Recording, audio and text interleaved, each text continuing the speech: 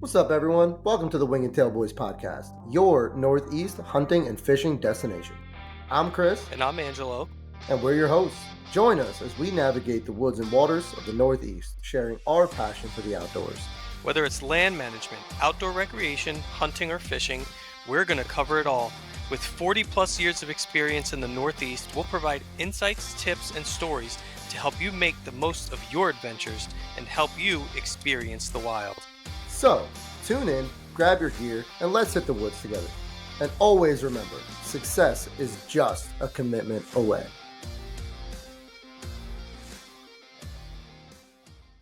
What's going on, guys? Thank you for joining us here for another episode of the Wing and Tail Boys podcast. It is Monday, April 14th as I record this intro, and there is still no little girl home with us. That's not to say that she won't come before this episode airs.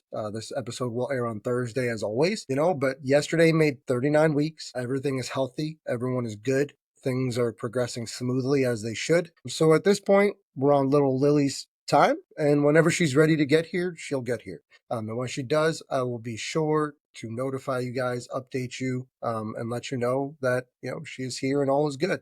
With that being said, until then, things are just going to continue status quo. And today's episode is a really, really exciting one. We have Gerard joining us, the owner of Rat Getter Scents. Last week, I notified you guys that Rat Getter was the newest partner of the Wing and Tail Boys, Wing and Tail Outdoors brand. Gerard and I linked up about a year ago, maybe a little less than a year ago. And when we started this channel, our biggest goal, what we really, really wanted to strive to do was to promote positive hunting practices in the Northeast. And specifically in the communities where we live or close to where we live, we really wanted to, showcase individuals, business owners, and stuff like that in the area.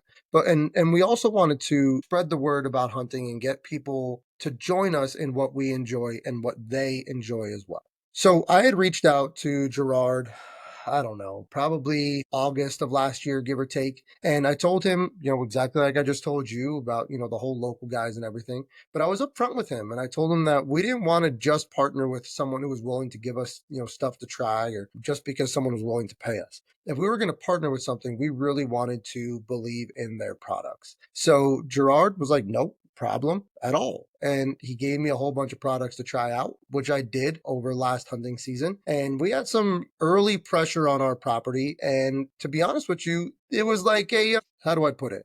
It's not that we didn't have good results. We also didn't have the greatest at first. But once that pressure started to die down and the deer felt comfortable, the true potential of Rat Getter Scents really came out.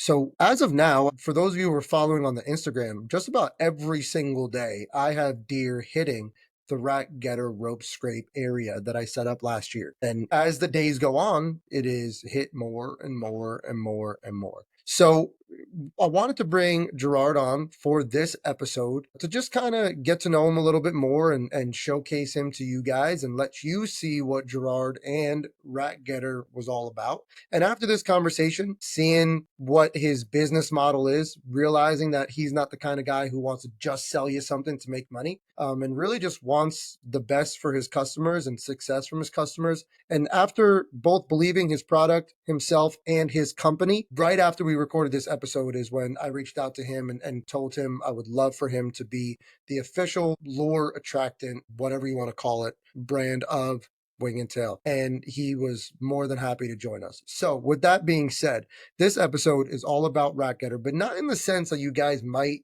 be used to. We've all heard the episodes on scents and lures about where to put them, when to put them, how to use them, blah, blah, blah. At this point, stuff like that has gotten redundant. So we really wanted to focus on some of the unique products that they have over at Rat Getter. But I also really wanted to, like I said, break down just who Gerard is as a person and who Rat Getter is as a brand and what they strive for. It was a really great conversation. I feel like I really got to know a lot about Gerard and kind of just the guy he is. And like I said, it made me really believe in him and his product even more. Unfortunately, there were some video issues, so there won't be any video associated with this recording.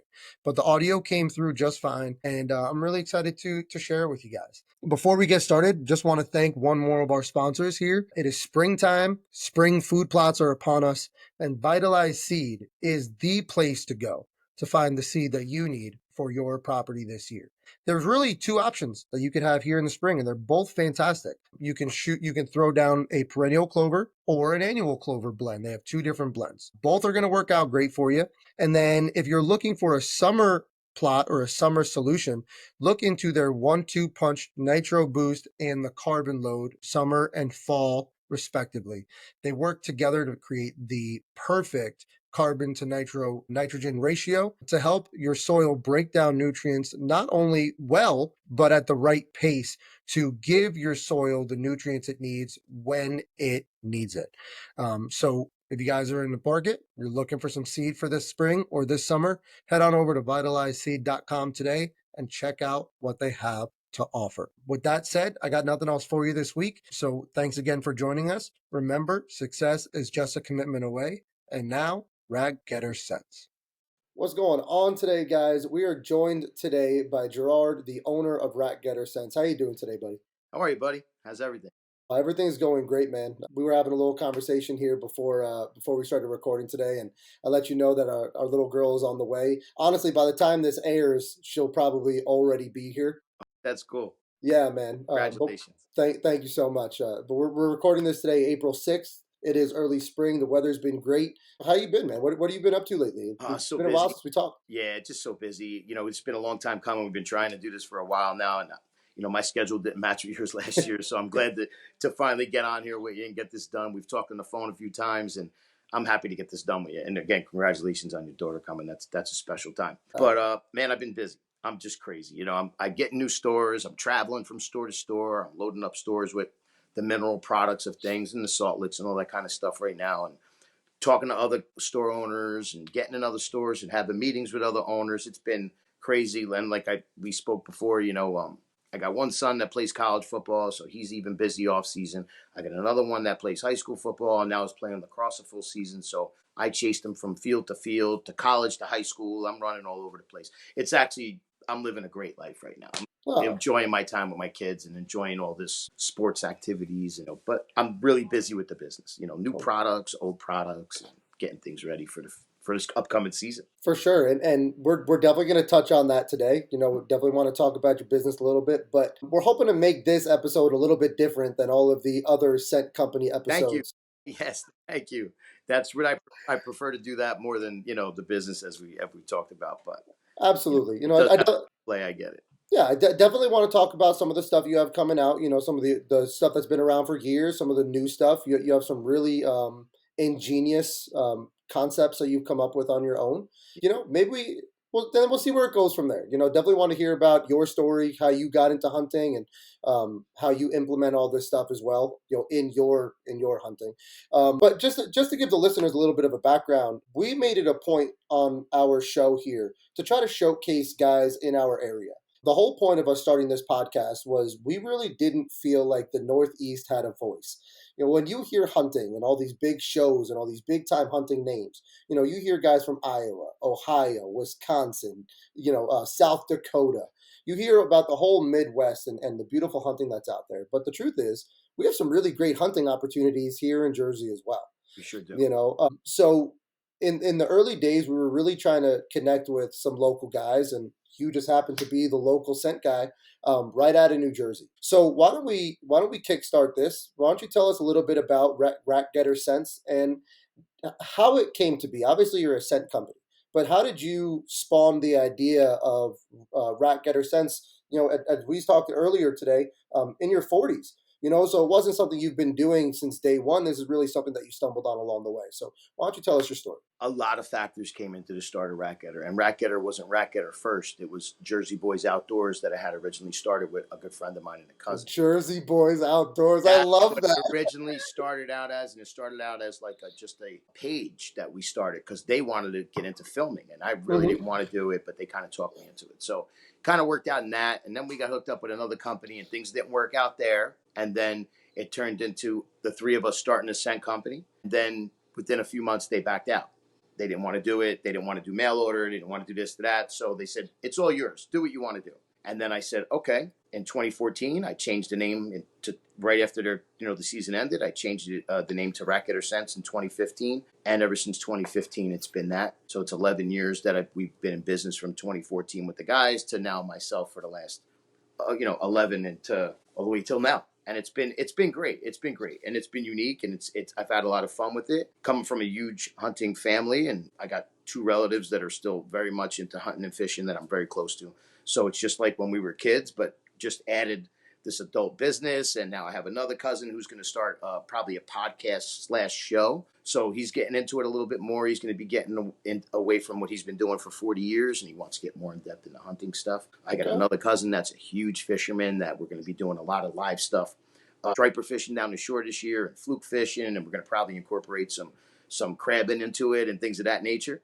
I'm a huge trout fisherman, so I was out yesterday for opening day, and I killed them. I was happy. Was that picture you posted yesterday where you said opening day, good luck? Was that a fish you caught yesterday? No, it was. Well, if you look in the background, you can see all the leaves on the trees, so that wasn't right now.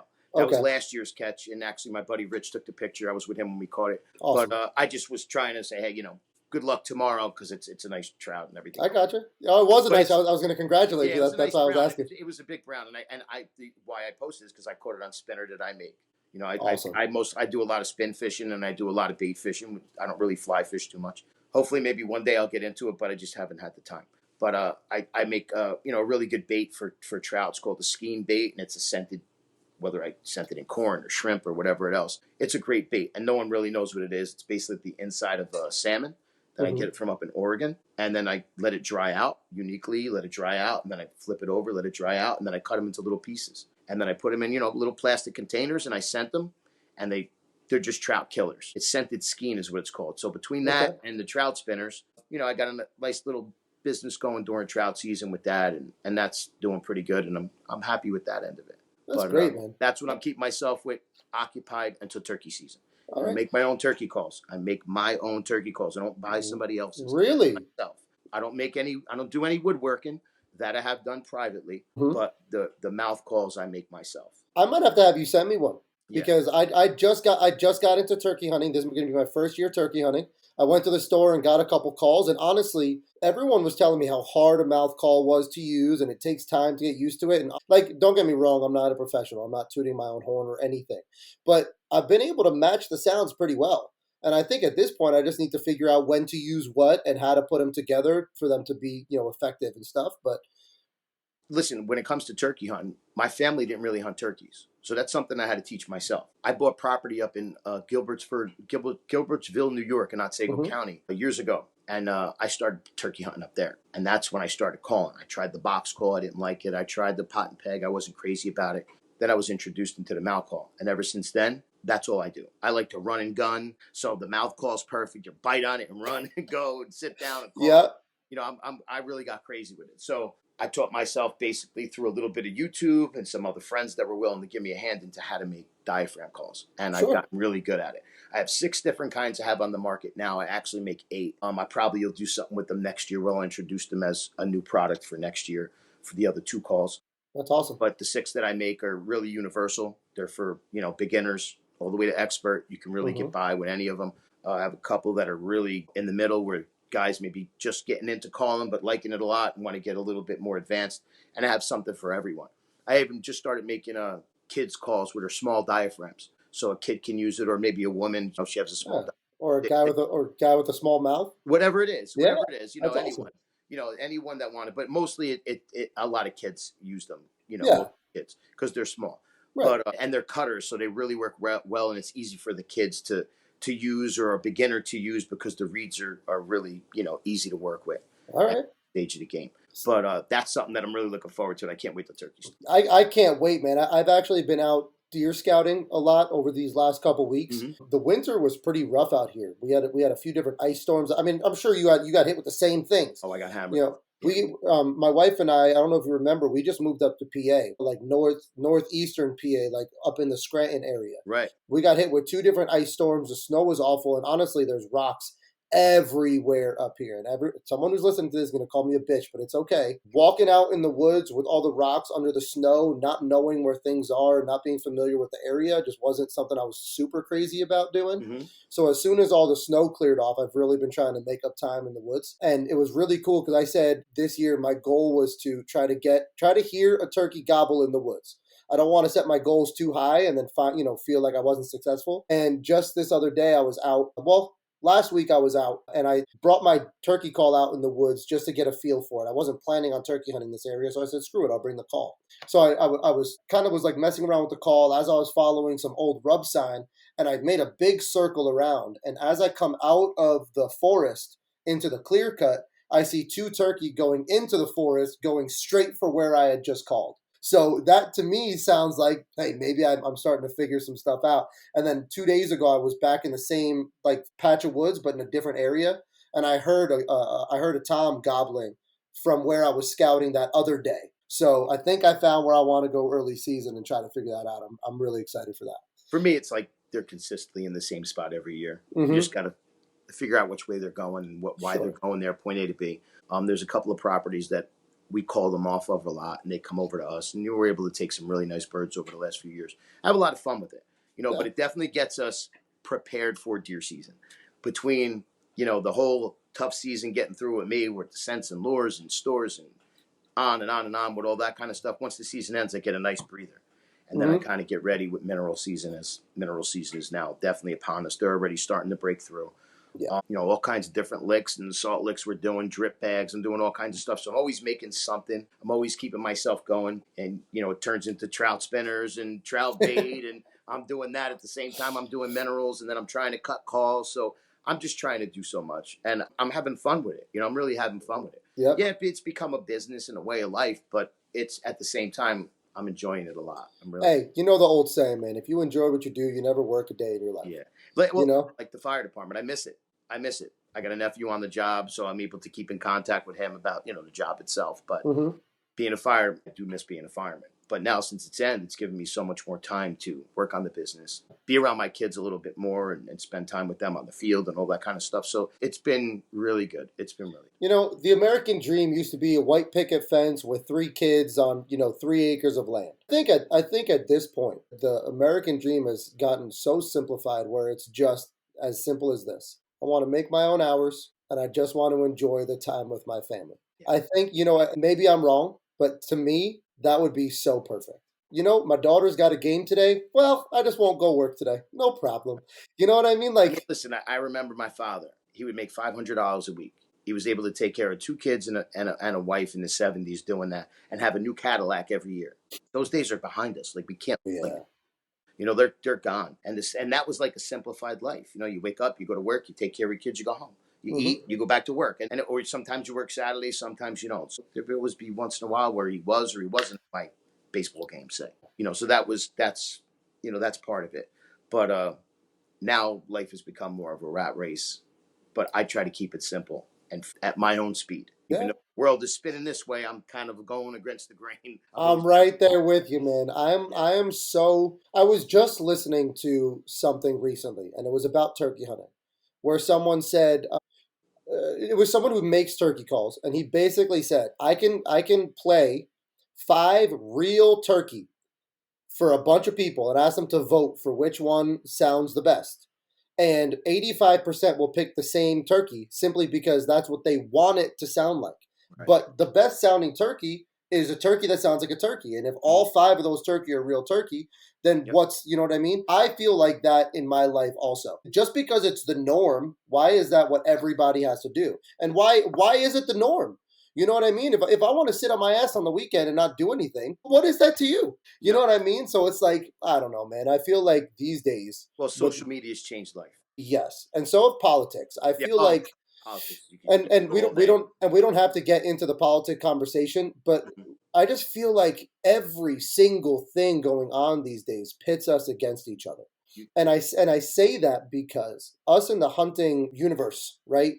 we are a minority in the grand scheme of things. Yes, Hunters are a minority, and we I- spend so much time arguing with each other. Screw you, you hunt with a crossbow. Screw you, I was here first. How dare you do this? Oh my God, you're hunting over bait. And it's like, at some point, like, okay, I understand some of the arguments, but at some point, you got to let up and be like, that's not my tag. That's not my time. So Those go ahead are and enjoy yourself. those are independent thoughts, and guys have a right to think however they want to. Me in my business, I can't think like that. I don't care if a guy says, "Hey, I used your product and I killed it with a Toyota." If you're anything like me, you love to customize your bow while always making sure everything is just spot on. That's why I trust Anthony and Chris over at Big D Custom Pro Shop. They're located on Route 15 in Lake Apacon, New Jersey, and they have everything you need to tune your bow. And I promise you, you're going to leave there with a smile on your face. So, if you live in northern New Jersey, give my boy Big D a shout for all your archery needs. When I head out to the woods, I have to know that I have the best performing equipment that I can afford. So that way I'm the only variable that I have to worry about. That's why I trust Fire Knock products for all my arrow and bow accessory needs. From arrow components to bow accessories like stabilizers and arrow rests, they have what you need. Dorge won't put anything on the market if it doesn't perform 50% better than what's already out there. So head on over to fireknock.com today to see what they're all about. I don't care. You use my product. That's my goal, to get you to try my product. I killed it with a Toyota. And to get you to be successful. I don't care if you hunt with a shotgun or you're David throwing a stone at Goliath. I don't care. I'm trying to get people to use products that I make that are honest products that are made by me. Not something that's bought and repackaged and said, put my name on it and go, here you go. I'll make a couple of bucks. And that's not what I do. And made right here in America. Yep. And I try to keep as much of the labels or the bags that I buy and things like that in America. But it's hard to buy U.S. products if they're not being made here, which is a tough deal for me, because now who knows where this whole, the tariff and all that stuff is going to go. It's going to go somewhere, but it's definitely going to fall on the small business owner at some extent. Hopefully our guy will get us out of it, and we should be good, hopefully, over the next few years. But we'll see where it all goes. Again, I'm just focused on life and enjoying time with my kids, my wife, my little house, and, hunting and fishing. And you turn on Facebook and everybody's posting stuff politics one way or the other. I just want to get away from it. Sometimes I just want to. So what is it? Most people don't have the out, like maybe me and you and a lot of your listeners have. We got hunting. We go in the woods. We don't care what's going on. We just want to take in everything that we're doing. Is that nice buck going to come in tonight? I got to make the shot. Where do I place my mock scrapes? Or that's what we're thinking about. And that keeps us kind of grounded. And at the same time, it keeps us away from the everyday nonsense. Because I noticed that when I was a kid. I grew up in the biggest city in New Jersey. There was times where I was hunting and fishing with my family and my friends were getting in trouble. And when I came back, oh, you're lucky you weren't here, because they all got in trouble. It saved me more than one time. It saved me. I was an inner city kid, inner city friends, but I hunted and fished. So it made me unique. Maybe 1% to 2% of the kids in my area hunted, and maybe 5% fished. So I was very fortunate to grow up in an area where I had all this, but at the same time, I had a family that hunted and fished, and it saved me in a lot of ways. It definitely saved me. And it's given me a future, and look what I'm doing now. I've been years doing this. You hit your second wind. And the truth is, I like to play it off, and for the most part, I feel like I'm ready to be a dad. But as we're creeping closer to the date, I find myself, I don't want to say nervous. I don't know that nervous is the right word. I find myself very anxious, very excited, and I don't do very well with waiting for things that I know are coming, if that makes sense. I understand. And things are, we're in week 38. Today makes 38 weeks. So we finally hit full term. And, my wife is ready to deliver. Like, she's ready for the baby to be out. Like all women are at this phase, you know what I mean? And things are a little tense, and the outdoors for me is a way for me to reset. I'm fortunate enough that where I work, I'm literally in the middle of the woods. So I get out of work and I drive a mile down the road, and I could go scout. I can go walk. I can listen to turkey. If I wanted to bring my fishing rod, I can go fish. I can go fish one of the lakes nearby. Right. So like, I'll tell my wife, do you have anything you need me to do today? No. Okay. I'm gonna go hit the woods for a couple hours after work. I'll be home in time to make dinner. And it's just like, that time away, especially now that, her work is done and she's home for the long haul now. We got to find that, obviously there's working together and trying to figure stuff out, but then there's also that, like, we each need our own space, and the big thing that I'm nervous about, and I don't know about nervous, again, I don't know if nervous is the right word, but for me, it's how am I going to balance being a hunter, having my own brand that I'm trying to build, and also having a newborn at home with a wife who's a stay-at-home mom and literally doesn't get time off. Yep. You And that's know? it's a juggling. It's you have to juggle, and we all had to do it. I got two sons, and I'm juggling. Even now, one's 20 and one's 17. I'm still juggling, and they're Yeah, they're grown men basically. So I'm still juggling. Whether exactly. it be their sports or whatever. Once you have kids, life changes. In the way I've always looked at it is, I didn't have the greatest of fathers, but I've become a really good father without having that training of having a good father around. Hmm. So for me, it's been important to be really close and spend a lot of time with both my sons Yeah. and everything that they do. And it's Sometimes more we, rewarding than I could have ever imagined. yeah, and sometimes we. I'm sorry. Sometimes we figure out the right thing to do through having someone show us the wrong thing to do. Yep. You know what I mean? And you know what? I got to take a second to give a quick shout out. To be honest with you, I don't know if my wife really ever listens to these episodes or not, but if you are listening, you have been absolutely fantastic through this entire thing. Like she has been a rock star. Seriously. She's been even keeled. Emotions are all, hormones are all over the place, but she's really done a really great job of keeping her emotions, Yeah, it could have. I don't want to say in check because that just sounds like a wrong way to put it. But she's just been like all the horror stories you hear about pregnancy. I feel like we haven't experienced, and that's a complete testament to her. So, Yeah, yeah. if you're listening to this, thank you so much for being great. And I love trust you. me, my wife is my rock. Like I don't know Yeah, if I do half the stuff without her. I just having her is it definitely helps me a lot. She's a great woman. So I'm right there with you. And yep. the hardest thing about it is they got to get some time. And she was a working mom. Mm. You know, it was a lot of juggling. And it's a lot of juggling around what you love to do. There's just some times where you just can't, and you just got to Yeah. bite the bullet. Things get easier as they get bigger, but then as they get bigger, they get more involved in school, sports, things of that nature, and you Hmm. still don't have the time. And even now, I'm like, okay, I've been retired 7 years, but I'm not really retired, because I Yeah. work rack getters 365 days a year, and I work on Sundays, and I work all day on Sundays. So if somebody calls me, I'm going to respond. I'm going to talk to them. And I'm going to, just like we're doing now, and I'm going to spend time, and it's part of my business, and I put everything I have into it, and I Hmm. enjoy it. And like I said, I like to talk to guys about different things like yourself, and get more involved with it in that particular area, making things and all season long, and coming up with new things. And a lot of things that I make are based off things that I had seen when I was a kid, or improving on something that may have been out when I was a kid that isn't out no more. Hmm. So a lot of the things I'm doing is definitely off things that were around 40, 45 years ago. I hate to put that number to it, but that's where I'm at. I'm 54. So, but yeah, a lot of things are from, late 70s, early 80s, and things that other people were doing and that were around at that time, because we'd always, at that stage, we didn't have social media. So everything was a magazine. You'd get Bow Hunter magazine, and all the different magazines that were out at the time. I think it was Peterson's Hunting. There was a ton of them I used to get. Field and Stream, I'm assuming Yeah, too. Field and Stream was there. Outdoor Life, all of them. But there was then, once it started to get bigger in the 80s, the magazines just piled up, and how many were out there. And then Yeah. social media, killed that cat. Because now all the information is at your fingertips. Which is really unfortunate because sometimes, like hearing a story from someone's mouth is awesome. But sometimes the beauty behind reading an article is you get to paint the picture of somebody else's story, and everyone's perception of that is a little different.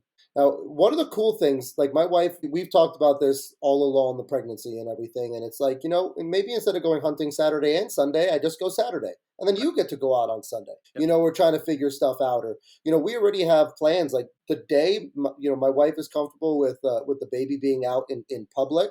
I'm taking her in the woods with me. You know what I mean? I'll put a little net over her head and make sure the bugs don't get to her. Mhm. And I got a chest harness for her and everything, even if it's a 20-minute walk on a trail. Listen, I see a lot of guys doing it, a lot of Yep. families doing it, whether they're hiking with their kids and all that. You'll be able to do that. And then once they do get older, the relationship that you build with them by taking them out into this becomes, you don't need the phone. You're just sitting there talking to your child and becoming closer with your child, whether it's a girl or a boy.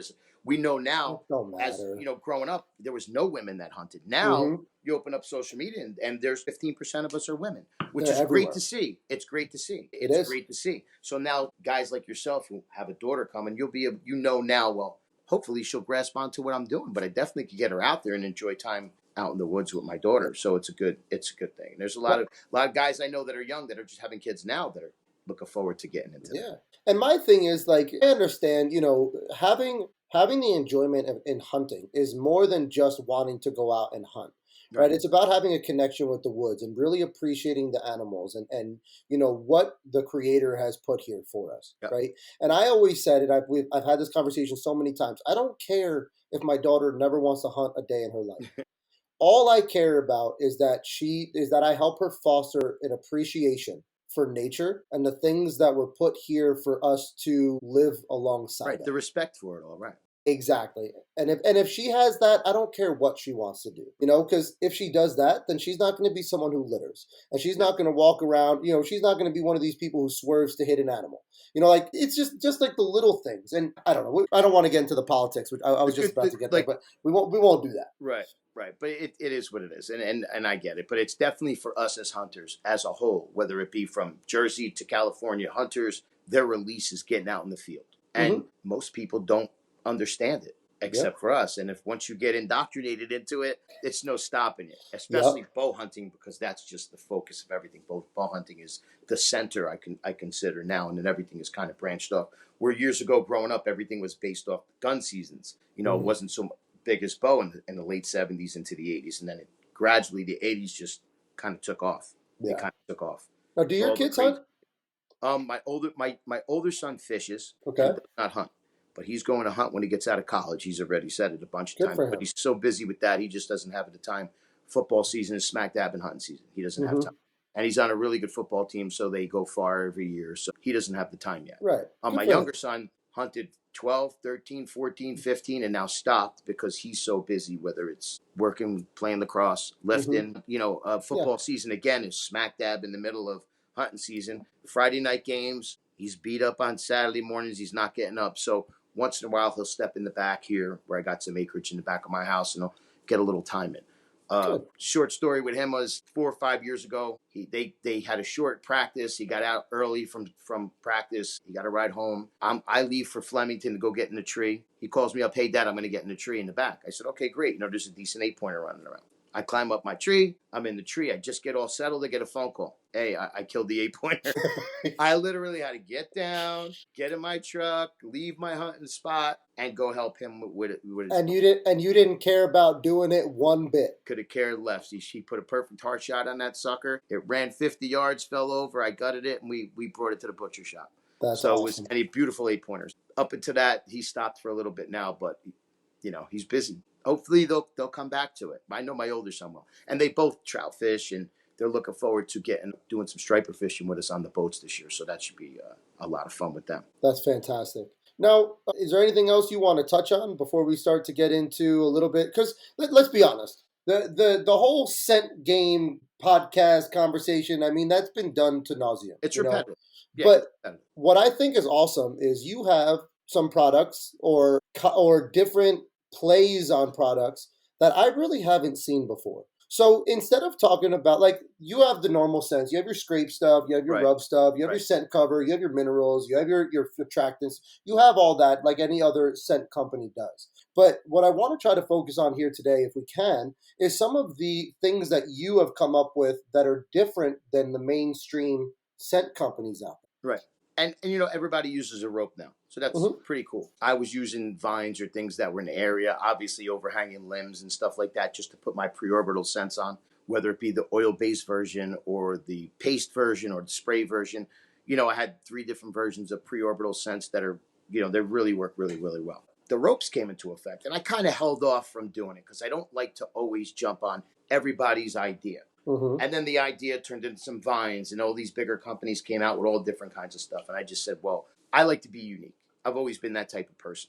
So I'm going to make some form of something that's going to be different from the original ropes. But I'm also going to open my ears and listen to guys and what their complaints have been about other ropes. So some of those ropes have a wire in it. Well, they're worried about poking the deer's eye out or hurting the deer. I got away from that because that was a thought. Some just use a flimsy rope. Well, deer like resistance. Bucks likes to have some type of resistance. That's why they use those overlicking branches, because they have resistance. They're connected to something, and they're you're not going to break them all, and whack them and get it all over, but I needed something with resistance. And, you just think. And then you're like, okay, what could I do? Well, my wife brought home something from one of these Best Buys or whatever it was, little stores. And I looked at it and I said, wow, if I could make that bigger, that would be a great rope. And then I came out with the idea to put a clasp on it, that it's going to hold into the tree a lot better. A lot of the guys that were talking were like, oh, I get a windy day or a storm comes in and I come in to hunt. The rope is stuck in the tree. I got to use my hands to get it out. Maybe you could weight something down. I was like, okay, good idea. So I came up with a ball system. I found a company that makes them in Toms River, New Jersey. I called them up. They sent me out some samples. I said, oh, this will look good. I got the size of the rope that would fit through, the balls. I put a knot on the end of it. I frayed the bottom. And I'm like, well, how can I make this better? Well, instead of just having the regular rope and tying something or anything like that, I came out with a clasp. We're like a heat shrink. So you could heat shrink it to the rope and then clip it right to the tree, and it'll never come down. With the weight at the bottom created resistance that I didn't really know. I put the weights at the bottom to help it stay down, but I didn't realize it was going to create resistance for bucks. But it did. So now bucks go up to it and they just push at the two balls. They get their scent all over it. And then obviously you're putting your preorbital on the frayed bottom and the knot that's above it. So it's a whole system that I came up with that in the beginning I had to try it out. And then I tried it out, and it's just original forms. And it was working well. I'm just myself. So I figured, let me try getting into the rope business. And then from that point on, it was very unique. I don't know how many I've sold of them. But being that it was so unique, people look at it and they don't know what to make of it, but they understand what it is. Yeah. So they buy them and they work. And they've worked really well for now 2 years. This year coming to be 3 years I'm making them. So then, looking at that, I always wanted to make scent wicks for myself. It was something that I wanted to make. I've looked at other companies' scent wicks. I've seen they're always manufactured by someone else. Well, I have a manufacturer's license, so I decided, hey, I'm going to take a stab at this, but where should I go? Looking at all these different ones, there's literally, I don't know how many on the market. I want to be, again, unique. Well, I took the clasp and idea from my ropes, and then I found, a couple of other components that would work with making my own scent wicks. And now I made them to where they're interchangeable. Once the scent wick gets frayed and it gets old, you could take it out and screw into one end. And you get a chance to keep those, the clasps and everything right there. So a guy, when he buys them, he always keeps the clasps and he always could interchange them. And I got extra ones, on for sale on the website and stuff. So again, that's another thing that branched off the ropes. Okay. So I got two questions for you when it comes to the ropes here.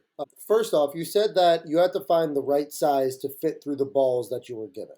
Now, the industry standard, I guess you can say, is like a 1-inch diameter hemp rope. That's what a lot of people are typically using. I think yours is what, like a 1/2-inch rope? It's about 3/4. Okay. What have you found with that change? Have you found so the balls that you put on there are absolutely awesome. Like you said, it almost turns into something for the deer to play with, not just rub their scent glands on and stuff.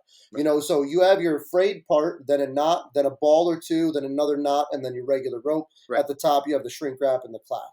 Right. So what have you noticed when it comes to the difference in diameter? There is no difference. Because really, if you think about it, when you look at licking branches are super thin. Yeah. They're not an inch. They're not even a 1/2 inch. They're not a 1/4 inch, some of them. They're even less than that. It's just that what it does is that there's a lot of them together. So it creates resistance. Yeah. So do you think they use the 1-inch ropes because they're heavier to get that resistance? No doubt they try to. And it's listen, they all work. And listen, at the end of the day, I could stick anything out there and put scent on it and make them smell it. Mm-hmm. So at least they're going to come up to it and sniff it. But will they keep coming back? Right. It worked. It worked. Mm-hmm. If they come up to it and smell it, it worked. Whether it's a big buck, a small buck, whatever it is, it worked. So no matter what, guys are going to get success off the ropes. Right. What I like to tell guys to do is, the rope works great by itself, but why not put it in a spot that already has overhanging licking branches already and add this into it to hold scent better than maybe the overhanging branches will. So add it to something they're already using versus trying to create your own. Exactly. That's like the idea. Now, if you have an open field and you want to put this out there on one little tree, it'll work. But when you're in the woods and you have all these options, use everything that you have. Don't just use the rope in one spot and then put everything together like that. Like have the licking branches in that, because you could put a lot more scent and hold a lot more scent on the ropes. They're going to last a little bit longer than it lasts on the tree limbs and stuff like that overhanging licking branches. Now, something I've run into in the past, and what I've heard actually talked about a lot on different forums, internet, yada yada, are when people buy like hemp rope to make rope scrapes out of.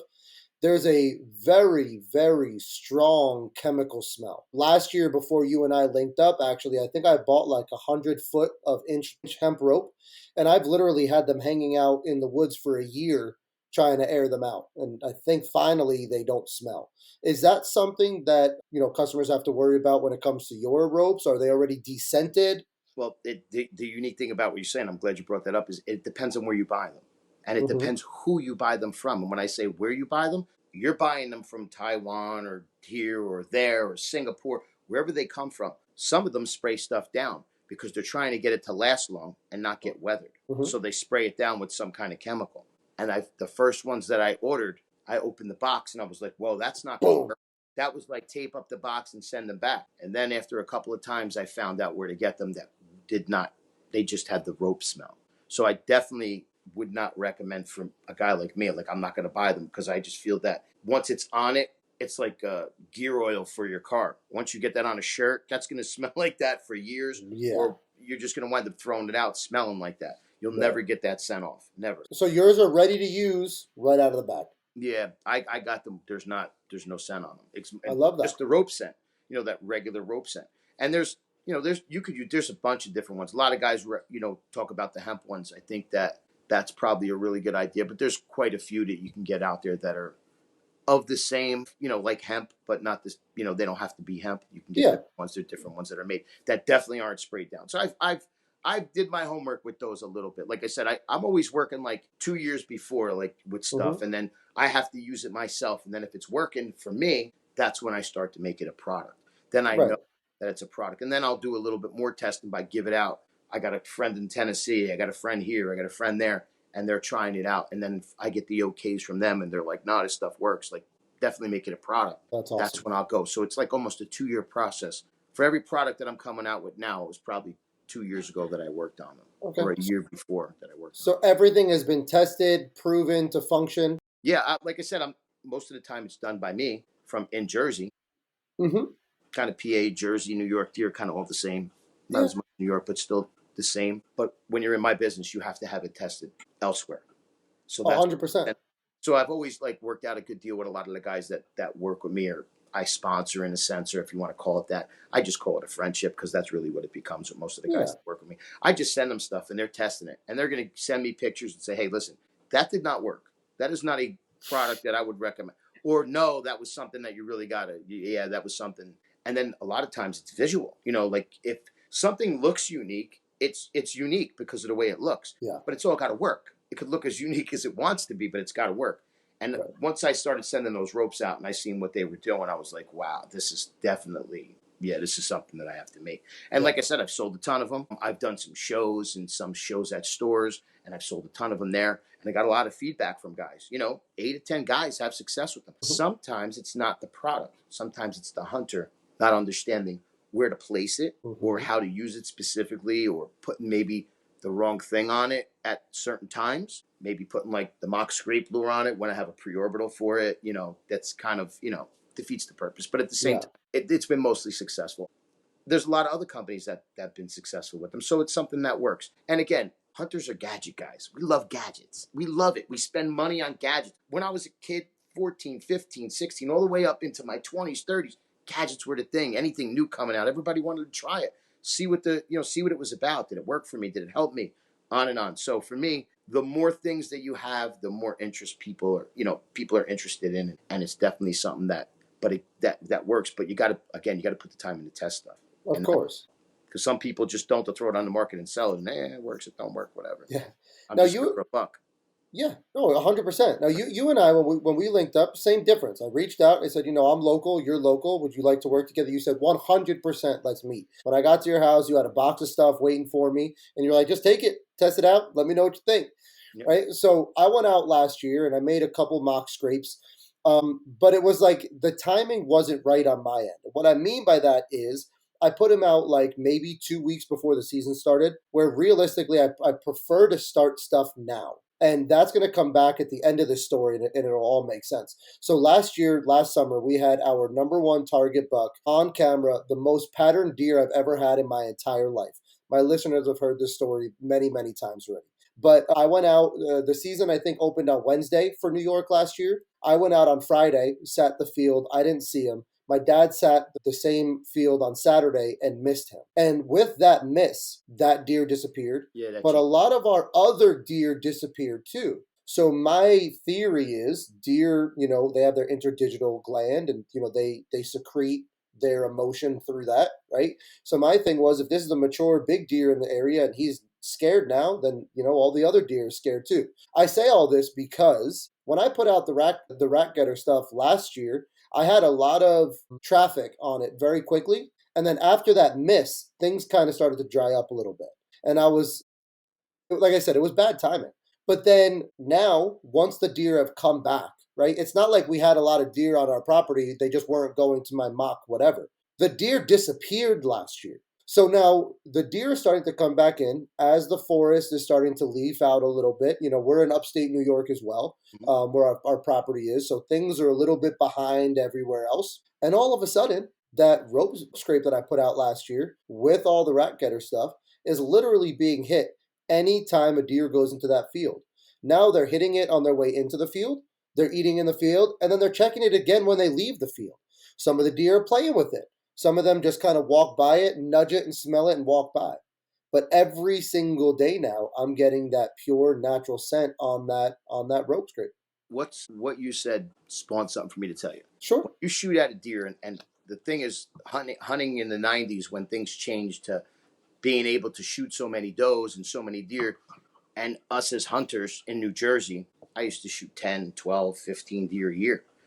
So if you get that many shots at deer, and you shoot that much and you kill that many deer, you get a lot of experience on what goes on with deer in areas. Mm-hmm. And that's definitely what it brought me, because I was hunting all those years in the 80s, 90s, into the 2000s. Once the 90s came and the amount of deer you could take, so now you learn a lot. So I get a doe to come in and I'm like, oh, this is a nice doe, I'm going to take her. I whack her, I shoot her, she runs off, she dies maybe 60, 70, 80, 100 yards away. Great. Other deer would come in and they would immediately get spooked from that spot. Because what happens is when you shoot a deer or you miss a deer or you're scared the shit out of them, whatever you want to say, that deer lets off metatarsal gland.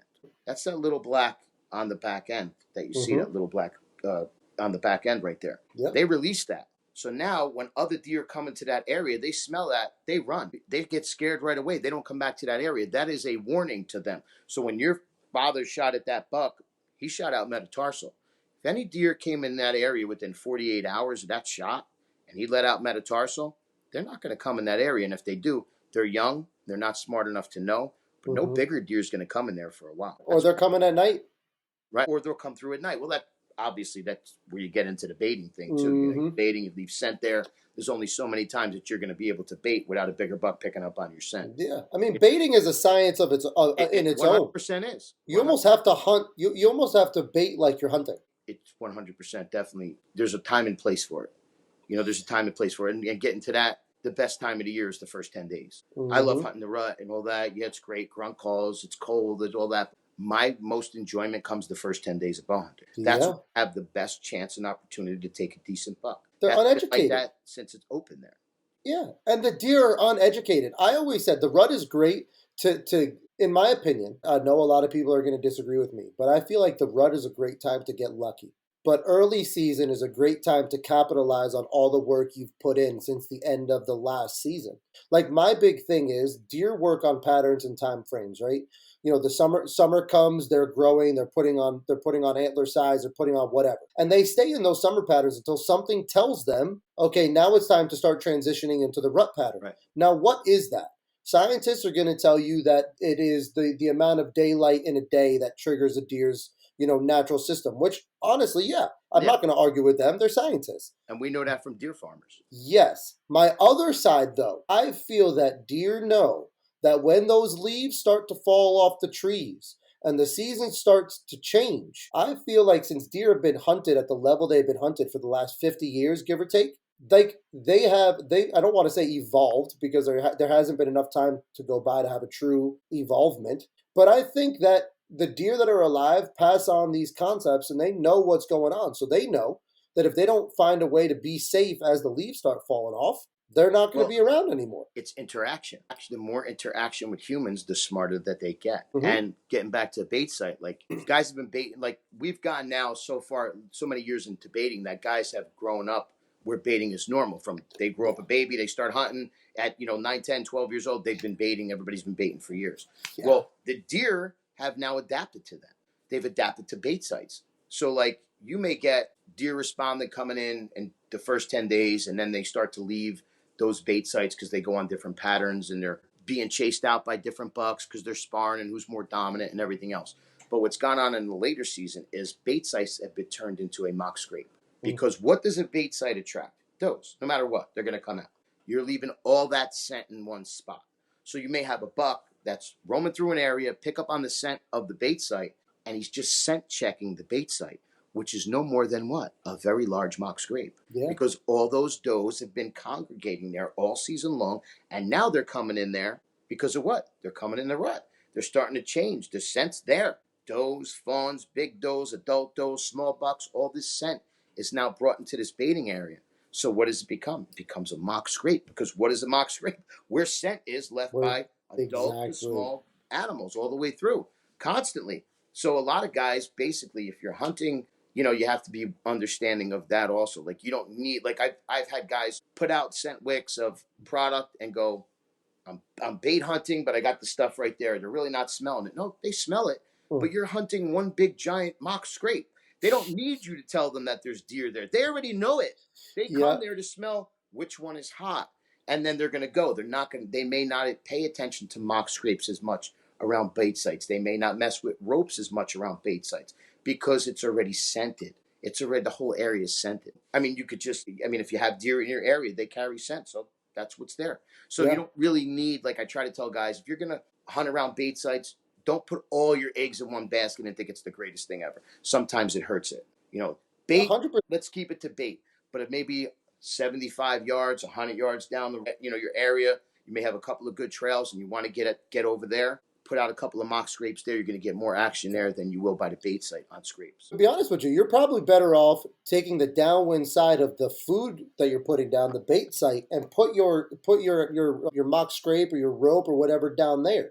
Because one of the big things, like I grew up baiting in Jersey every weekend. Going out dropping corn. You drop it. Back in the day, there was come here deer. We used to use come here deer all the time. I met him. He was a great guy. Yeah, which honestly was really great for bear. We found that out the hard way. But what I've learned as I get older is you don't want to sit on the bait. You want to use the bait to help you figure out where to hunt. So don't hunt where the food is. Hunt where the deer are going to go to smell what's going on at the food. You have or the transition zones. Right. Listen, I'm a big acorn guy. I'm a big acorn tree hunter. I'm huge at it, and I'll switch from white oaks to black oaks to red oaks later in the season. Mm-hmm. Even black oaks later in the season, if you have them, in your area, they're a great way to hunt. I have a lot of success over those three, ways that I hunt. I don't hunt over cornfields. I don't have soybean fields by me in a lot of the spots that I hunt. They're adjacent to the properties or, a couple of properties over, but I don't have them specifically to hunt. So I'm big into the acorns. That's kind of something that I've been doing. And that's something that my grandfather did years ago. And I just mimicked it and got obviously better than the way that they hunted. They mostly hunted with the gun.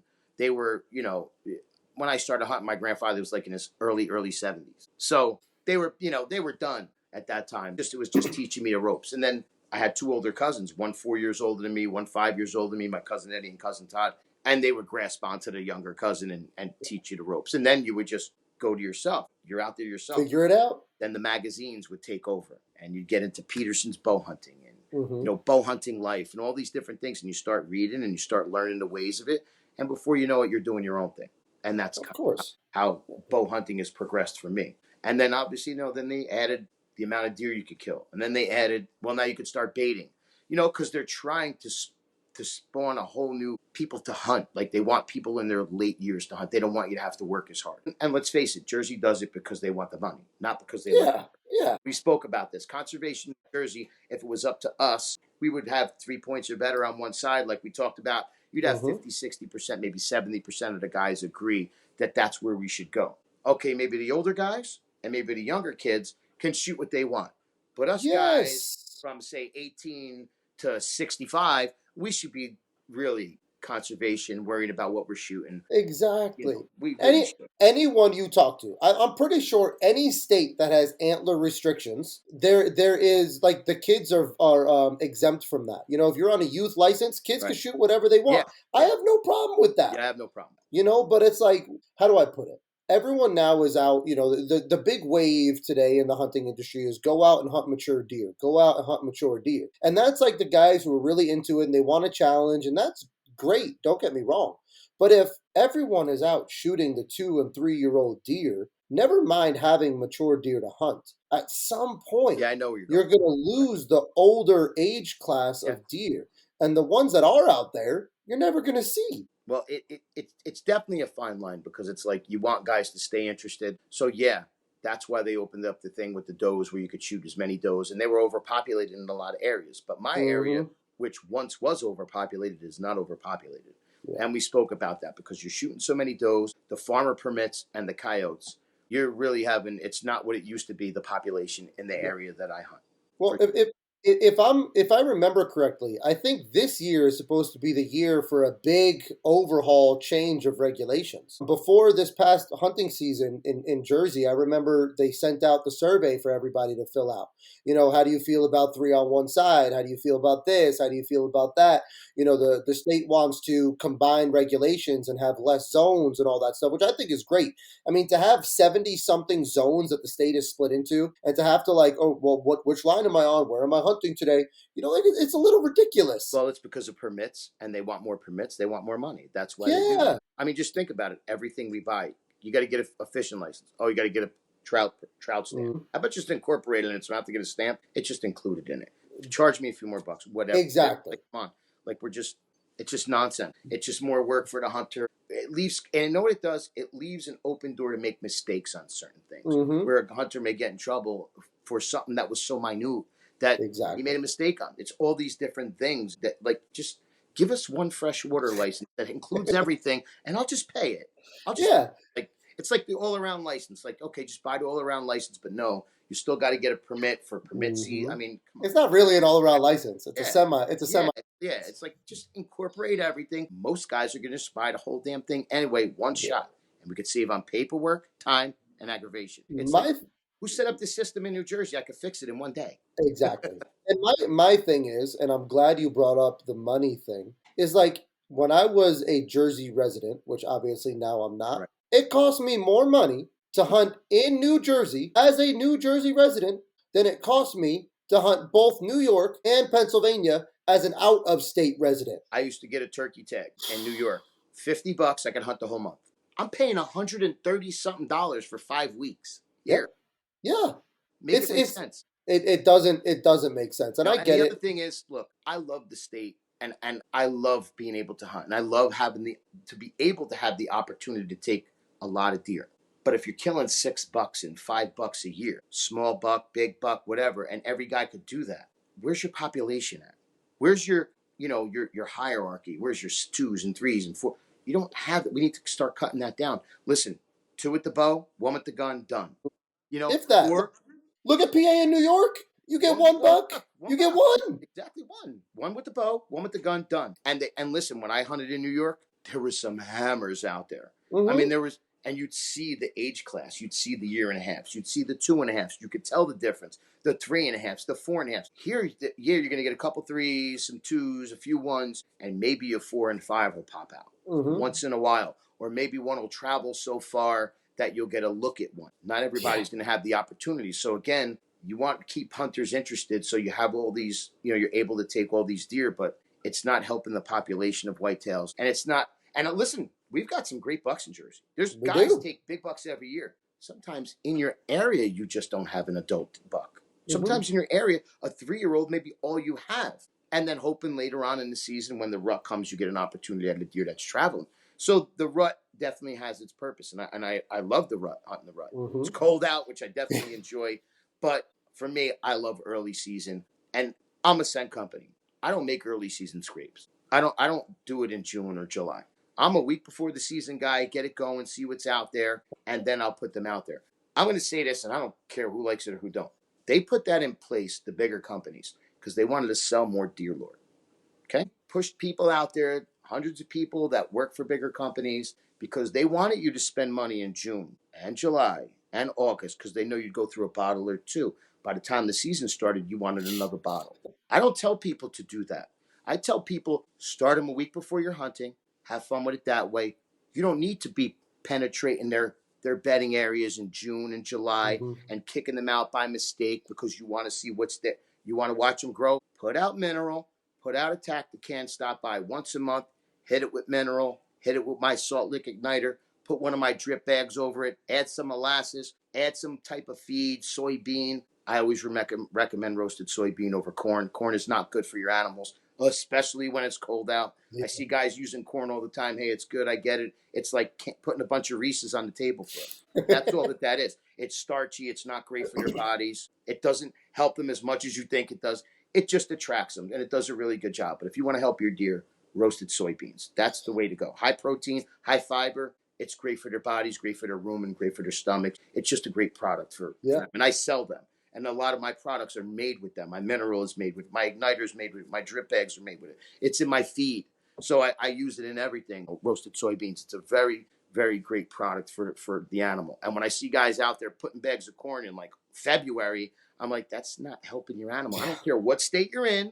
I don't care where you live. It works great, but it's not great for them. It's great for them. You actually just cut about 15, 20 minutes off this podcast, because one of the questions I was going to ask you was, how do you recommend using these lures in the spring? But you just answered that. Don't do it. Because I don't think the guys should be traveling into their. Listen, you got in Jersey, you're hunting from September to January, and some guys even into February, which for me is just, I don't even know why you'd want to hunt in February for deer. They're pregnant. You don't want to shoot any does. I don't want to shoot a buck that may have lost his antlers. So for me, there's no sense on, being out there in February. It's a waste of time. Unless you're a meat hunter, then hey, God bless you. Do what you want to do. That's fine. But for me, there has to be a downtime for whitetails where they can relax, where they can, remember, then, you're out there trout fishing, then turkey season. You may be turkey season in the same place you deer hunt. So they don't get as much downtime as they used to because the season extended so far. I think 2 weeks into January done, we start again. I think they should cut it off after the second week of January. It's too long of a season. You don't need to stress their bodies out in cold temperatures. It's terrible for deer. They need to have a downtime. So now they get to a downtime. Well, why would I want to be there in June chasing a big buck out of a spot, or July chasing a big buck out of a spot? You don't need to have scents and lures out there. And mine is a glandular product. It's not just urine in a bottle. It's a glandular product. Obviously, we have synthetics in the state, so I have to mimic that. But out in Pennsylvania, New York, where I sell them, it's a glandular product. Some of the glands don't really have that going on right at that time of the year in June. It's not till September when they're going to start getting, late August when they're starting to get rubbing their velvet off and starting to get more in depth with the rut coming and the cold coming, where the big change is coming, what I like to call it the big change, which is like, the last couple of weeks of August right up on through the, right up into the rut. But the big change, what I like to call, is around August 16th. August 16th is a date that I put in when I first started making mineral. I was testing it.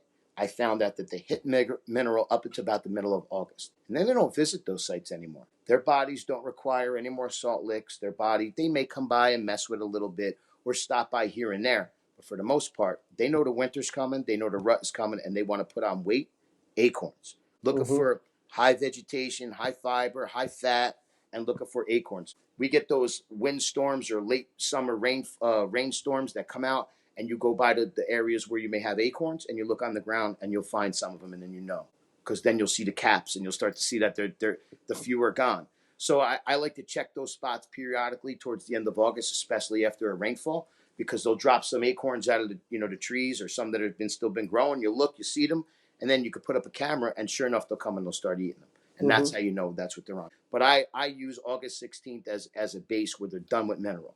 And I get guys that'll order it online, and I call them, and I tell them, listen, this is not the best product to use this time of the year.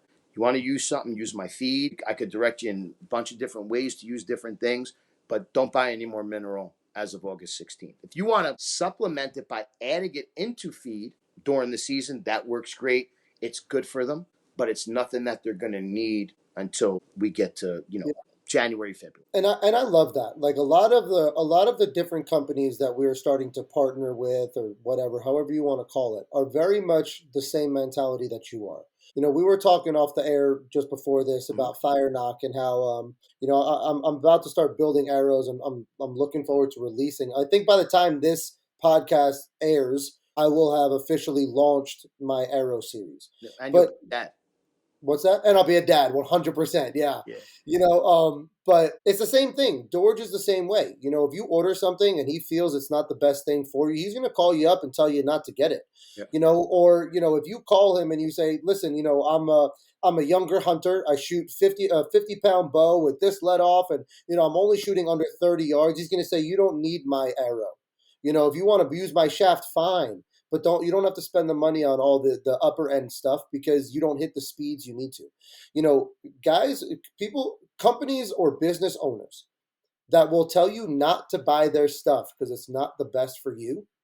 Those are the guys that we here at Wing and Tail Outdoors, you guys are the guys that we want to build relationships with, because it's not about selling a product. It's about helping people enjoy the outdoors and maybe helping them be a little bit more successful. And again, I've noticed that the bigger companies were pushing that because I started getting sales for these products. And I was like, why are guys ordering this now? And this was a few years ago when it really started to kick off about doing it. And I understand, listen, guys in Iowa may have a different deer population than we have in New Jersey. You have a different type of animal that's there. Exactly. Don't encounter humans as much as they do in New Jersey. It's a different animal. You don't need to be doing that, at least in this state, or even PA in my eyes. Will you get pictures over it? Yeah, they're gonna. If you're putting it by their bedding area, they're gonna come and check it out. They live there. It's Another company that I need to throw out there, I forgot, is Vitalized Seed, is one of the more recent companies that we've started to work with. Al and Jared. Jared runs the Habitat podcast, and Al is just co-owner of Vitalized Seed. And they do great stuff. Same thing. I was talking to him on a podcast 2 weeks ago, I think now. And I was like, I really want to try this product out, and I want to use it this way. And he's like, if you want to use it, by all means, I'm not going to stop you from buying it. But I'm telling you, it's not going to work, and you should get this instead. Which was the cheaper product, the lesser product, but the one that was right for me. Right. So like that to me is huge. And the other side of that is, like you're saying, you have to put out stuff to hunt the deer in your area, because a deer in North Jersey is not going to behave the same way as a deer in South Jersey. That's a fact. It's just the way it is. Me personally, I love to hunt around communities, houses, cul-de-sacs. I love hunting in areas like that. Right. Why? They're used to people. But let's face it, Jersey's getting more built up. Sooner or later, we're not going to have many more other areas other than that to hunt anyway. Exactly. Going in a direction. And the worst part is, Jersey does have a lot of massive tracts of land. Let's not get it twisted. Oh, no, there are plenty of places in Jersey that are 10,000 acres. The problem is, you can't access them. You know what I mean? Like, and don't get me wrong, I think it's great. I don't think, people should be willy-nilly out on quads and stuff, but I do think if you were to allow guys to drive them a certain distance in and have the rest of it gated, or, whatever, just make it a little bit easier for us to access the land that is there for us. Like you have stations that have a lot of property, and there's a lot of areas that have a lot of property set aside. There's conservation groups all over, and some of them, because they are conservationists, that they understand that deer population gets out of whack, it hurts your tree population and your growth. Yes. So I belong to a conservation group that allows me to hunt. Even though they're a liberal organization, and even though they're funded by the state and they have local funding or funding from liberal organizations, they understand that deer have to be taken. Yes. So those are the groups that understand, but sometimes us as hunters hurt those because we tend to do different things that maybe aren't, whether it's, trespassing on neighbors' properties or things like that, or killing something you weren't supposed to, or doing something out of the ordinary that maybe they don't allow. But for the most part, a lot of these conservation companies and groups, they allow you to hunt now because they understand the value of taking deer. They understand that there is a value in it. No, the thing is, like, I love the forest. But the problem is, like anything, you love your house, you take care of your house, right? Mhm. If something's breaking, you fix it. Sometimes you have to break something in your house to repair something else, right? So what drives me crazy, and I never really started paying attention to this until we had our own property and I started doing land management stuff. The forests in Jersey are awful. The forests in New York are awful. You drive down the road and you can see a country mile through the woods. No deer, they're forced to live there, but no deer wants to live in those areas. And then what happens? You start driving down the road, you're like, ooh, this looks like a nice thick patch. You get on Onyx or whatever GPS you're using, it's private land. So it's like I got to commend the private land owners who are doing the right thing. But let's face it, if we want our forests to survive the test of time, no, let me take that back. The forests are going to survive the test of time. And for us to think that we as human beings are going to change the earth, it's a little bizarre to me. So my thing is, we're not out here allowing the animals to do what they need to do. And we're not allowing Mother Nature to do what it needs to do. That we need to be in the woods with chainsaws. We need to be cutting trees down. We need to be harvesting trees. We need to be, again, managing the deer herd and the population. We can't be afraid of fire. We have to be running fire through the woods because everything in nature repairs itself. Yeah. But if you're not damaging it to spark that repair, it's all we're regrowth. left with what we have. Right. And what we have is not what it was 200 years ago. Oh no, it's not even close to that. I mean, and that's the fine line that we're in. We're in that with the farmers. You're in that with the state and their money hungriness, and then conservationists like ours, because we are conservationists. That's what we are part of that. Maybe we're frowned upon by the liberals and all that because of we hunt and we kill, and they think it's not always about that. It's not about that. But social media has helped the hunter and it's hurt the hunter because you 100% over competitive and what you shoot and how you shoot it and this and that. That's hurt it. Yeah. But And learning other ways to hunt and spreading good information around is definitely something that it's also helped with. exactly. Companies like myself have thrived in this because it's allowed people to integrate one another from Iowa to New Jersey with just pictures and video, and then you build relationship with guys and you talk to them about, hey, I got this going on. What do you think I should do? Guys will, always try to listen to other guys or maybe what their expertise is in and go from there. I mean, it's a revolving door. And I think deer hunting is never, like, you could never know everything. You're always learning something every year, especially if you change properties. Forget it. If you change property from a property you hunted for a long time to a new piece, it takes you 2 to 3 years to learn. 2 to 3 years just to learn the property, figure out where all the acorns are, where they like to hang out. You could get a couple of good spots right away, and then you're going to learn more about the property, especially depending on the size of it. But it's a revolving door. You go in one, you think you know everything, you come out and you're like, oh shit, I don't know half the shit that I thought I knew. Yeah. And that's the good thing about hunting. I'm always learning something, even now that I've been hunting now 42 years. I'm hunting since 83. And that's the beautiful thing, man. It's like once, like, I don't know if you know this, but I'm a teacher. I'm a math teacher. I teach middle school math. And I tell my kids all the time, you never stop learning. And the day you stop learning is the day you stop living.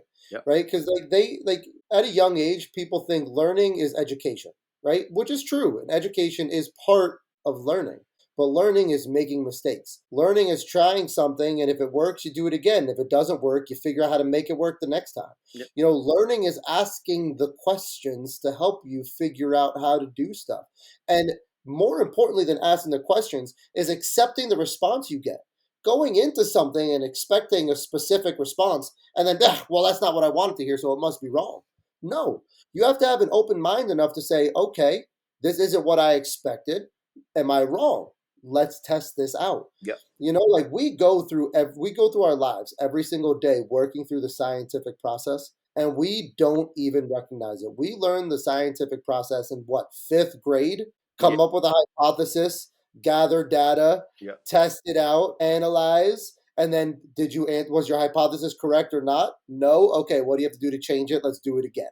Well, you grew up like me, where everything was a book or you had to speak to someone to talk about things to learn.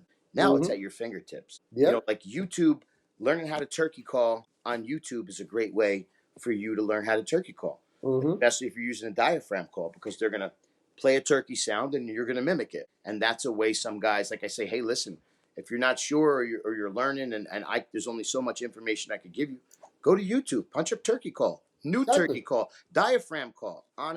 And you could get your clucks down, your putts down just from watching. Put the call in your mouth and let it roll, and you're good to go. Guys, I get guys that call me all the time. They're like, "Hey, I'm on the phone. I'm calling you. Wanted to see how you're doing, but don't mind me. I'm driving to work. I'm turkey calling. I'm like, I'm practicing turkey calling in between talking to you. Mm-hmm. So guys find time to practice, but I definitely like to use what we have now. Like YouTube is a great way for guys to learn. So I 100%. definitely refer a lot of guys that are new to turkey hunting to using diaphragm calls to, hey, I can teach you so much and talk to you so much, but go get a good visual and that'll really help you.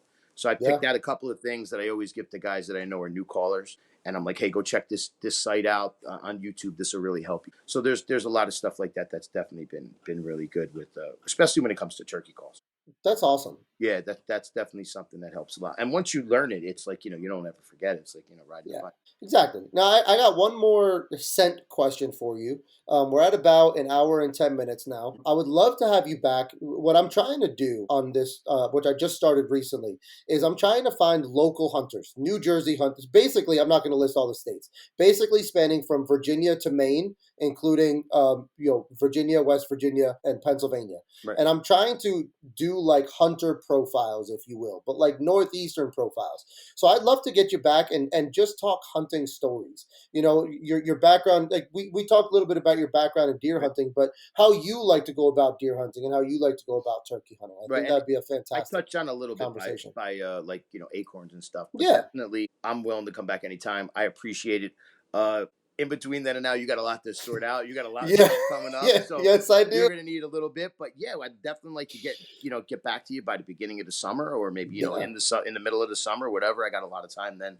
I don't really start filling urine or synthetic bottles probably to about right after the 4th of July. I start filling bottles. Okay. And I start getting into it then, and then I get super busy because then it's filling the stores. So definitely something prior to that, or maybe middle of July. Take like a week break, go Sure. down the shore with my family. I could spend an hour we on here and definitely Okay. do it. Now the beautiful thing is with the baby coming, I'm actually in a really great position because I have about 7 different episodes, including this one, on the back burner. I don't mean back burner like they're just sitting there. I mean like I've already recorded 7 that I'm ready to release, Right. and I only release one a week. That's So beautiful. so when the baby comes, if I'm too busy and I can't do it, that's fine. I have myself set you're up. backed up, right? Exactly. Backed up. That's good. That was a good way to think about it. Yeah. Now, my last thing for you, and we were talking about this before the episode, the 2 big things that you've come up with in the last year, as far as deer is concerned, were your ropes, which you said you're going into your 3rd year now. But the other is your drip bags. Yes. Which are in a sense they're similar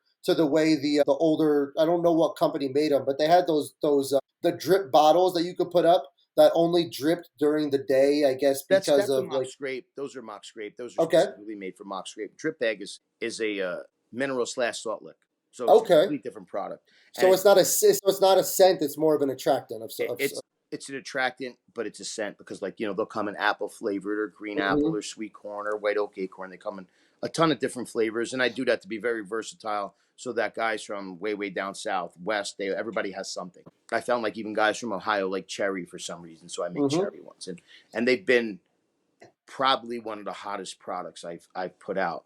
That not only the questions that came along with it, the sales that have came along with it. I've had stores sell 70 of them, 50 of them. I just brought them to one of these stores that I filled up here in Jersey maybe 10 days ago, and the guy called me, I need X amount more. They're gone. So I started incorporating them not into just that, but I started making like a mineral kit. So when you buy the kit, there's one included in the kit. You'll That's get like awesome. molasses and mineral and a salt lick, and then you also get a drip bag in there too, plus the bucket because it's all put in a bucket. Yeah. And it's all scented. They're going to be available in all my shops. I've been filling them for the last month now, and I'm probably going to be filling for another month before I'm done with filling all the shops, especially some new shops that I'm getting into. But the drip bags were something that was in a magazine, probably in 84, 85. But it wasn't a drip bag. It was just something that you hang up. So me knowing that, I said to myself, well, how can I improve on something from 35, 40 years ago?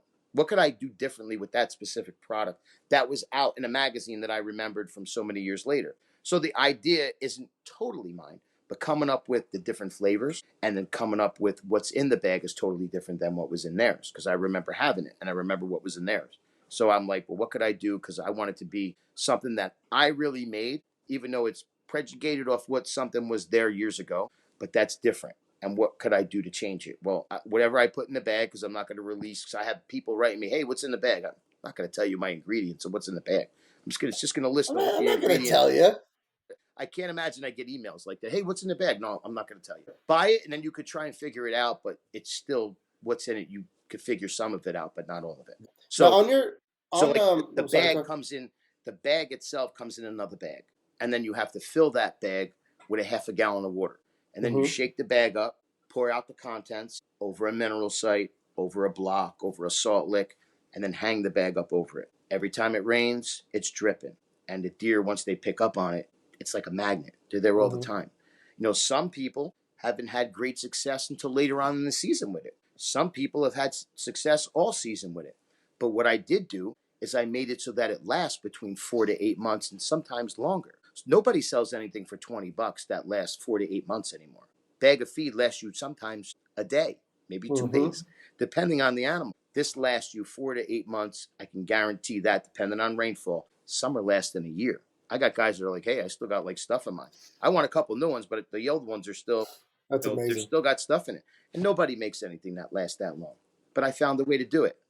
You know, I found Everyone loves a product. Everyone loves a product that sells itself. You and know, and I'm not saying that as like a sales tactic for you. right. I'm saying that hunters, if we talk to someone, they're like, man, I use this product. Not only did it work, it lasted.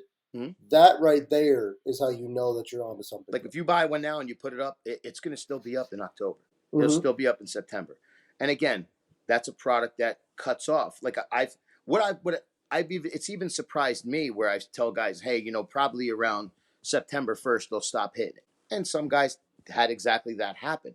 But I've had guys that have happened that they're still using it in October, which surprised me, because I wouldn't think that but no, I got pictures in mid and late October. I got different flavors that guys have tried out that I didn't think would even work for deer. And next thing I know, they're like one of the hottest products. Or I wasn't even making them available in that. And someone asked me, and then I gave it to them. They're like, bro, you got to make this and put this out there because this is working better than the apple, or the green apple's better than the sweet corn, or, you know, and it all comes down to what, you know, sometimes what guys want, not really what the deer want.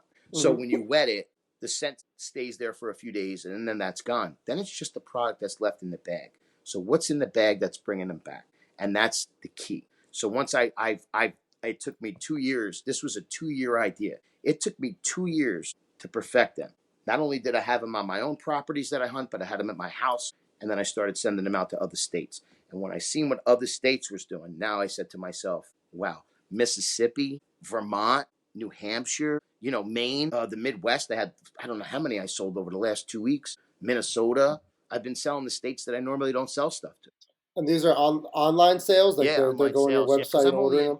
I'm only in stores, you know, in Pennsylvania, Jersey, and New York, and I'm Sure. probably going to drift out to maybe Maryland and Delaware a little. Probably maybe this year. If not this year, definitely next year. Okay, that'd be But yeah, exciting, man. That's yeah, big stuff. yeah. But the drip bags are a huge thing. They work really well. Deer's bodies tell them what they need. This is something that they need. So I'm gonna ask this question. And It's a videos and pictures don't lie. I have hundreds of them. Oh yeah, you do. Anyone who follows your Instagram channel, I mean, even now there are deer hitting The everything. biggest thing, and before you go, before you say what you have to say, the Yeah. biggest thing is the mimicking of my product. And there's been companies already try and mimic it. They ain't getting the success because I would see it on their pages. But people mimicking my products is the biggest issue I have. Go out there and think of something yourself. Don't think of what I do or Yeah, someone else does. But that's just the way it is, because everybody thinks about one thing. How much money can I put in my pocket? Screw that guy. I'll do whatever I want. And that's the biggest thing that follows me, is the mimicking. Because I've had companies in PA try to mimic it or make their own, but I don't never see them. I don't never see any videos of what I have from, you know, all over, because big guy upstairs is watching. Now, my question here, like I said, it's a two-part question. The first part of that question is, are those drip bags considered a bait type of deal, like in a state like New York? That's question number one. And question number two is, When you have your attractant buckets, those buckets that you sell Right. that have a little bit of everything in them, do you have one synthetic and one natural for the two different types of states that allow synthetic or allow No, natural or because don't allow natural? that product has nothing to do with synthetic. Synthetic is just for deer urines. Okay. Deer urine has got to be synthetic for this state, so it's not Okay. urine anymore. It's a Mhm. synthetic. So that minerals and stuff like that aren't made synthetically. Okay. There's no difference in what I would sell to someone in a synthetic state or a regular state when it comes to mineral or salt licks or anything. Gotcha. Now, what about in New York where you're not allowed to bait at all? I went You're through not this with New York, and I went through this with Pennsylvania, and I had to okay. get in touch with the people in charge to make sure I was doing the right thing. Mm-hmm. New York, you can sell the product in New York as long as the hunters know that it's not to be used in New York, because it is a bait, and they do not allow anything that an animal can go up to and get a health benefit from. New Mm-hmm. York does not allow that at all. So, like, I have a molasses spray that is illegal to use in New York. Mm-hmm. It is molasses. If an animal walks up to it, there is a health benefit from it. But if you took my sweet corn attractant spray and sprayed it all over leaves, and a deer went up to it and licked it, there's zero benefit in health. So I had to send it to New York to get tested, and then they came back and said, well, there's less than it. It's water and a scent, and that's it. So it's legal. I went through that in PA to make sure that I could sell this in PA, but I could also have guys in PA use it. And again, that's the same that I had in New York. I had the same understanding of it in Pennsylvania. As long as there's no health benefit. The difference between New York don't even allow mineral or even a salt lick to be put out. Zero. Pennsylvania allows everything up to 30 days before hunting starts for them. Either it has to be taken out or dug out, but it can't be fed during hunting season. Pennsylvania, it's my understanding, and I'm sure you would know the answer to this better than I, but it's my understanding that Pennsylvania does that to have it be more of a fair chase for all hunters. But New York doesn't allow any type of baiting or baiting site or anything like that, not because of that, but because they want to stop the spread of CWD. Right. That's my understanding for the two states. And you know what? I'm going to cut my throat here, and I don't really care because I'm going to be honest. Mm-hmm. If Jersey cared about CWD, they would have stopped baiting and not deer lures. I've been using deer lure on my same properties for 40 years. I've never seen a case of CWD. Now, does it exist? Yes. Does it happen? Occasionally. But it's not happened enough in Jersey where we should have stopped using deer lure. If you were worried about it, you would have stopped baiting. But from top to bottom, Cape May to Sussex, west, east, and west, there's too many people, too many farmers, too many companies that sell corn, that sell product and make money off of. 100%. And it's not even good for them. Like we said earlier, it's not even good for them, all that corn. So, with that being said, if they cared about the deer, they would have stopped baiting. You'd breed a better hunter than you would like you did in the 70s and 80s. We learned off deer trails. We weren't hunt or acorn trees or travel routes to cornfields that, farmers put in. That's what they would have did. Instead, they did the thing that no one would fight about because there's only 3% companies in the state that are actually deer companies in the state. There's 3, maybe 4. I think there's 3 though. There's actually 4, but the one guy doesn't own the company. He just sells it in the state. So if you really cared, you would have stopped that, and the deer lure was fine. We don't have an issue with that here. So I can argue that point with them till I'm blue in the face. I've tried this. I've went to a couple of meetings. I've argued my point, and they just want to make it look like they've done something to earn a check. That's why they did that. Of course. Okay, but if they really cared about the deer population, they would have stopped baiting. But there's too many people that would have fought back, and now you have generations that have now grown up in the baiting part of hunting that your state allows baiting. Because now tomorrow, if they stop baiting, you're still going to get 50% of the guys to bait no matter what. Yeah, now look at New York. They're still baiting in New York. No one stopped. Exactly my point. And listen, at the end of the day, if a field is not naturally growing corn, which they don't, then it's baiting. You can argue that all day long with guys that say, baiting, but if I put in something that is not already the acorn tree is not baiting. That grows there naturally. Corn does not grow there naturally. That is baiting. I don't care what you say. That is baiting. 100%. So then allow it or don't allow it, either one. But farmers have to have cornfields up. They have to sell product. They have to, have soybeans, etc. So you're allowed to hunt over that, and it's not frowned upon as much as, say, baiting is. But baiting is a way to get people to take deer easily and to keep people interested.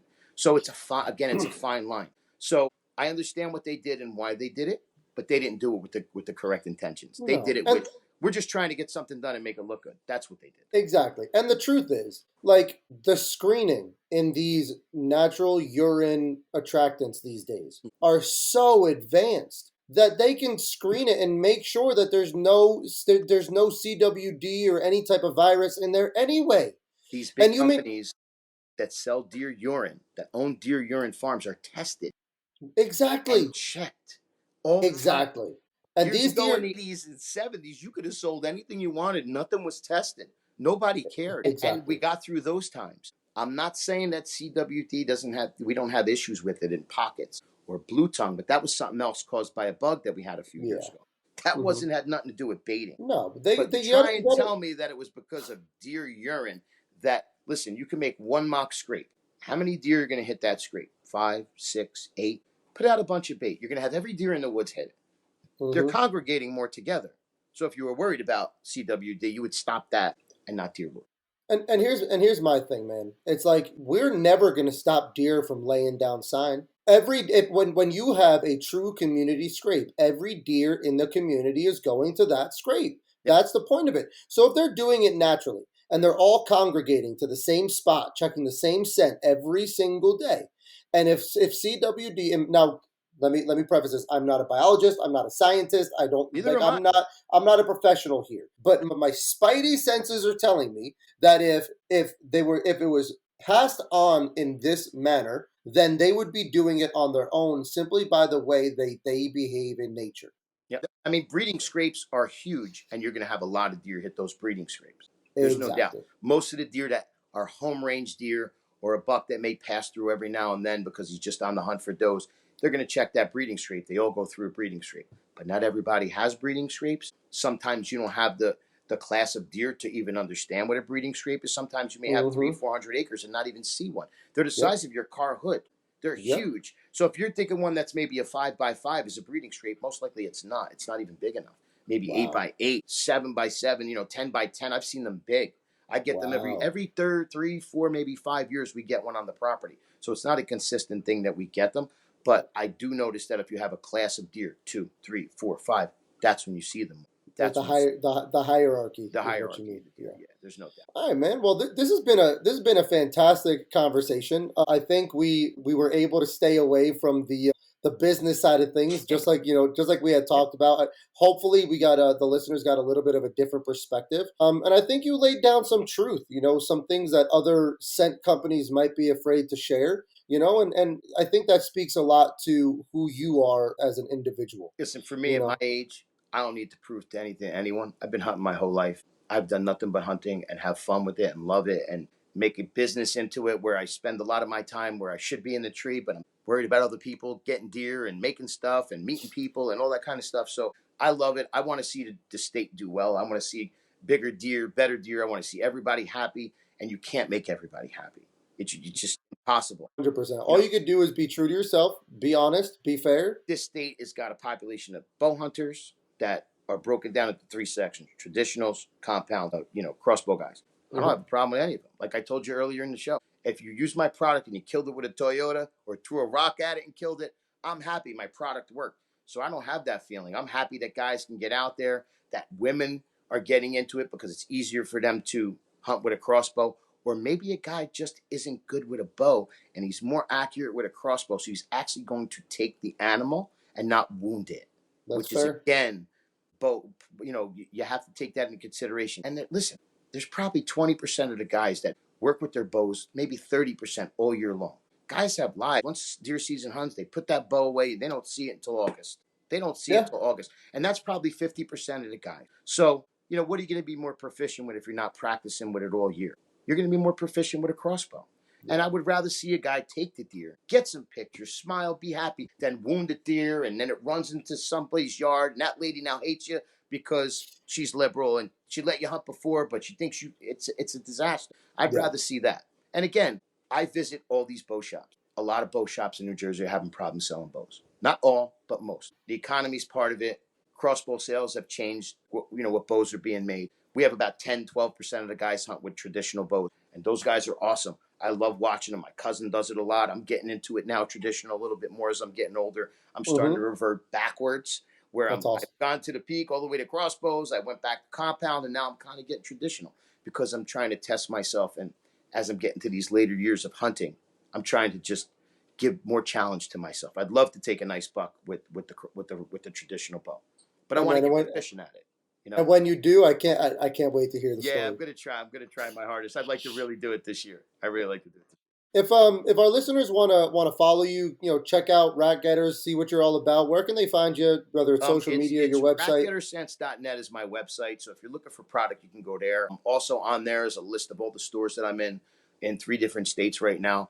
If you're looking to follow social media, we're on TikTok, which is a tough place to run, but TikTok is what it is. But I am on TikTok. I answer all the questions. I talk to everyone on there. Instagram seems to be my main page, even though I had a following about 2.5 years ago of 37,000 people on there. It got reported and took it from me, so I had to restart the whole page again. I was gonna ask you And what the yeah, 2.0 and I'm was just all like at about. 3,000 now, and I really don't pay or push or try to get any followers. I just let it flow by itself, and whatever happens, Yeah, happens. And then you could also get me on Facebook at Rat Getter Sense. And there's no one that answers for any of the pages but me. I'm the one who posts everything on the pages. So if I misspelled something and someone don't like it, well, that's just the way it is, or you get over it. it is what it is. But it's always you're getting the owner, you're getting the guy who makes everything, and I always answer and talk to everyone. Hopefully guys will like what I'm saying and like my products, but I'm just trying to be honest about things.